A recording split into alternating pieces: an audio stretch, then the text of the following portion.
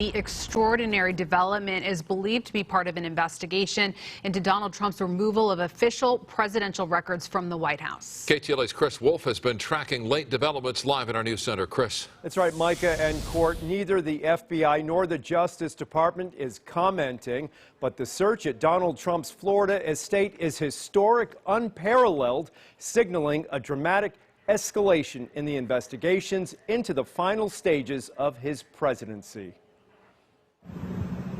What are they looking for and why?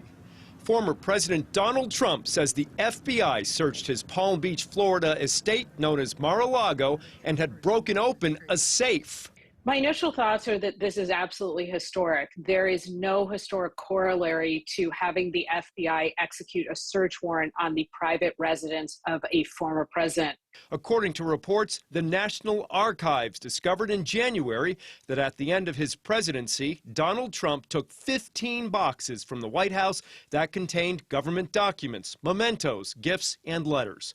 The boxes included classified documents, which are subject to the Presidential Records Act. It requires that all documents and records involving official business be turned over to the archives. Mr. Trump returned the boxes to the National Archives, so why the search in Florida now? What happened here is that federal law enforcement officers swore under oath that there was probable cause of two things. One, that a federal crime occurred, and two, that the evidence of that crime was at Mar-a-Lago, where they wanted to execute the search warrant. Then a federal judge, a magistrate judge, had to independently look at that and make an assessment.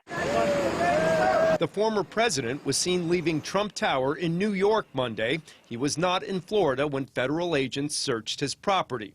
Trump described his home as being under siege. Quote, "It is prosecutorial misconduct, the weaponization of the justice system, and an attack by radical left Democrats who desperately don't want me to run for president in 2024. It doesn't mean that the former president will face criminal indictment, criminal charges. If we are, in fact, looking at the former president improperly taking documents, classified documents with him and not handing them over when he left office, one of the potential punishments here would be that he could not serve in office again, that he would be ineligible to serve in federal office.